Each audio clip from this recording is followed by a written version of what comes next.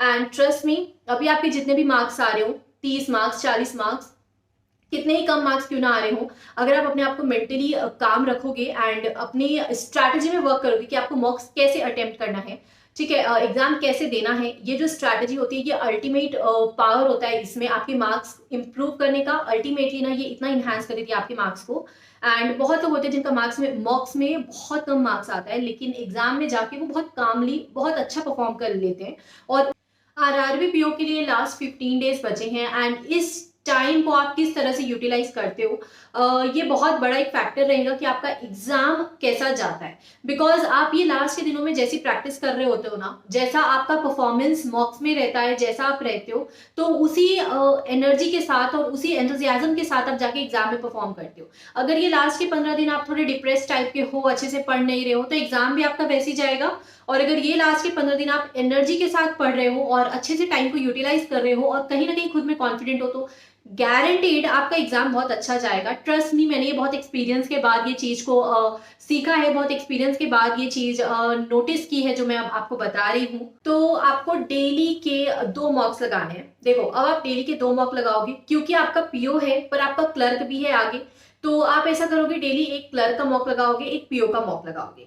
Clerk का mock लगाना जरूरी है क्योंकि आप क्लर्क में बेसिकली आपका स्पीड चेक होता है। क्लर्क में आपका परफॉर्मेंस स्पीड बेसिस पे रहता है, स्पीड प्लस एक्यूरेसी। एंड वही है कि अगर आप डेली क्लर्क का मॉक लगाओगे तो उससे आपकी स्पीड बनी रहेगी। एंड डेली पीओ का तो आपको लगाना ही, आगे पीओ का एग्जाम है अभी 15 दिन के बाद। और पीओ बेसिकली आपका कॉन्सेप्ट चेक करेगा। क्लर्क में आपका स्पीड एक्यूरेसी ये ज्यादा चेक होता है, और पीओ में आपका आपने पढ़ाई कितने अच्छे से किया, आपका कॉन्सेप्ट क्या है, आपकी स्मार्टनेस चेक होती है कि आप कौन से क्वेश्चन को छोड़ रहे हो, कौन से क्वेश्चन को बना रहे हो। तो ये सारी चीजें मैटर करती है। तो डेली अभी अपन क्या करेंगे, डेली एक पीओ का मॉक लगाएंगे, एक क्लर्क का मॉक लगाएंगे एंड दोनों को अच्छे से एनालिसिस करेंगे। एनालाइज करना बहुत ज्यादा जरूरी है, एनालाइज करना मत छोड़ना, ऐसा नहीं कि मॉक पे मॉक लगा रहे हैं। और डेली के 3-4 मॉक तो बिल्कुल नहीं लगाना है, ठीक है। ये नहीं कि 3-4 मॉक लगा रहे हैं, एक मॉक बिगड़ गया तो नेक्स्ट और एक और मॉक लगा रहे हैं, फिर एक और मॉक लगा रहे हो। ऐसा करके ईगो में नहीं लेना है, स्मार्टली और प्रैक्टिकली होके आपको अपनी स्ट्रैटेजी बनानी है कि क्या आपके लिए एक्चुअल में प्रैक्टिकल रहेगा, कहाँ से आपकी परफॉर्मेंस इंप्रूव हो पाएगी। तो डेली आप 2 मॉक लगाओगे, एक एक। उसके अलावा जो डोंट है वो ये है कि अब आपको नई चीजें नहीं पढ़नी है, बहुत हो गया, पढ़ लिया जितना पढ़ना था।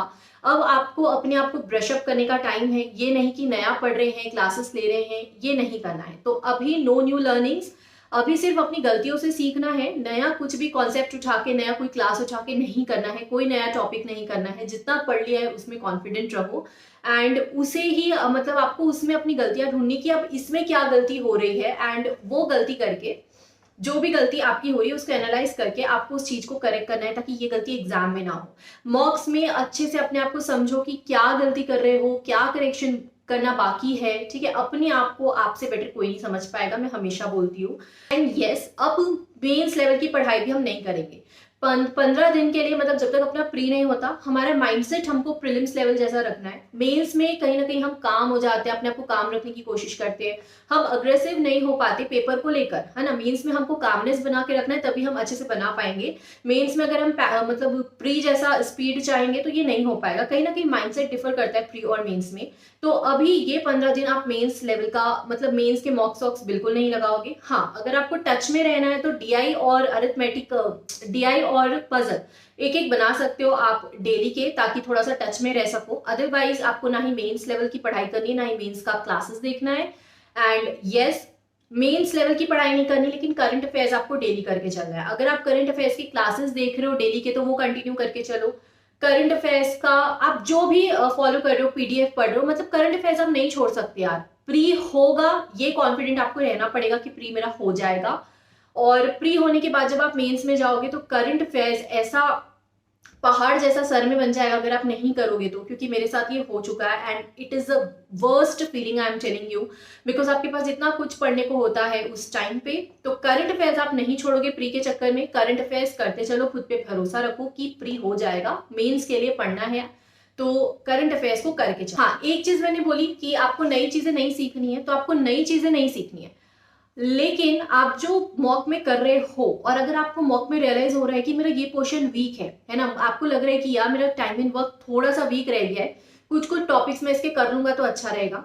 तो आप ऐसा कर सकते हो कि टॉपिक वाइज क्विजेस से ये सबसे आप अपने आप को उस टॉपिक को आप अच्छे से इंप्रूव कर सकते हो। और टॉपिक वाइज क्विजेस में स्मार्ट कीड़ा का यूज करती हूँ, मुझे वो सही लग रहा है। अभी मैं मॉक्स भी स्मार्ट कीड़ा के यूज कर रही हूँ, तो आप वो लगा सकते हो स्मार्ट कीड़ा के क्विजेस, ठीक है, topic wise, because I think it will help you guys.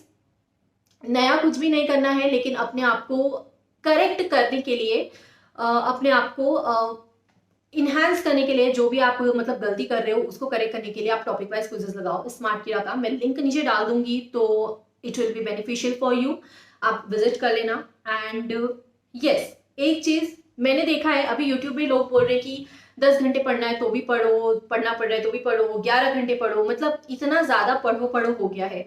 देखो गाइस, अगर आप लोग को जो भी पढ़ना था, जो भी तैयारी करनी थी, आप लोग कर चुके हो। Now it is the time where you show yourself. अब परफॉर्मेंस की बारी आ गई है। अब ये नहीं है कि अभी आप 10-11 घंटे पढ़ के कुछ नहीं उखाड़ लोगे। एंड ट्रस्ट मी, अभी अगर आप 10 घंटे पढ़ना चालू कर दिए, 10 घंटे पढ़ रहे हो ना, अपने आप को एग्जाम के दिन तक इतना टायर्ड कर लोगे, इतना एक्स्ट्रा टायर्ड हो जाओगे आप कि यू योरसेल्फ विल फील कि मतलब बिल्कुल आपकी एनर्जी लेवल ऐसी हो जाएगी ना, खुद को पढ़ पढ़ के एकदम परेशान नहीं करना है। आप जो रूटीन फॉलो कर रहे थे, 7-8 घंटे पढ़ रहे थे, जितना जैसा आपका रूटीन चल रहा था उसको वैसा ही स्मूथ रखो एंड वैसे ही रूटीन को फॉलो करो। अब अचानक से आपको ये नहीं करना है कि एकदम से 10-11 घंटे पढ़ने लग गए, इतना नहीं करना। 7-8 आवर्स इनफ है। अभी भी अपने माइंड को काम रखना जरूरी है, तो आप चिल टाइप का रहो। लास्ट चीज कि मॉक अटेम्प्ट करने की एक प्रॉपर स्ट्रैटेजी होनी चाहिए मॉक अटेम्प्ट करने के लिए।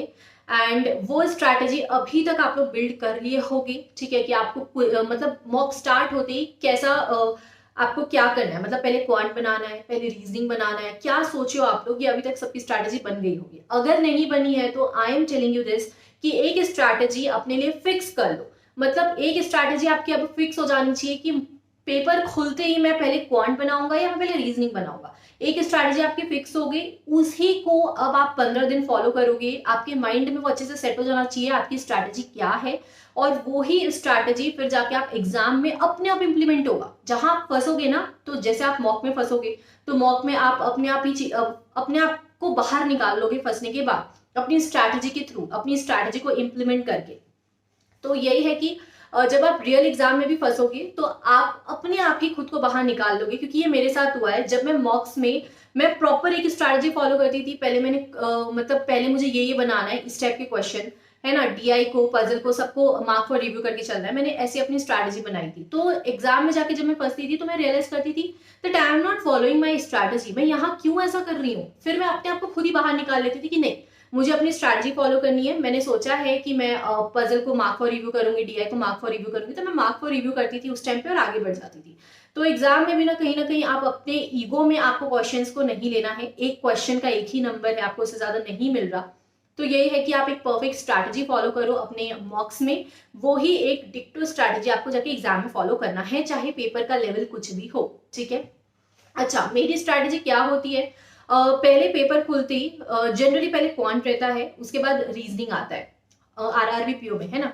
तो वही है कि मैं तो क्वांट बनाते चलती हूँ। बहुत लोग रीजनिंग प्रेफर करते हैं कि रीजनिंग पहले बना लेते हैं, इजी होता है करके, मतलब इजीली वो डुएबल होता है, फटाफट बनता है, तो कॉन्फिडेंस आता है। तो आप ये चीज फॉलो कर सकते हो। बाकी मैं तो क्वांट से ही स्टार्ट कर देती हूँ। एंड जो भी वन लाइनर्स क्वेश्चन होते हैं, नंबर सीरीज, अप्रोक्सीमेशन, डीआई तो मैं मार्क फॉर रिव्यू करके चलती हूँ। जो भी वन लाइनर्स क्वेश्चन होते हैं उसको बना देती हूँ। अरिथमेटिक को, डीआई को छोड़ देती हूँ, और फिर इनको मेरे पूरे वन लाइनर क्वेश्चन के बाद मैं डीआई में जाती हूँ। जो अरिथमेटिक वन लाइनर्स वाले होते हैं, बनते जाते हैं, उसको कर लेती हूँ।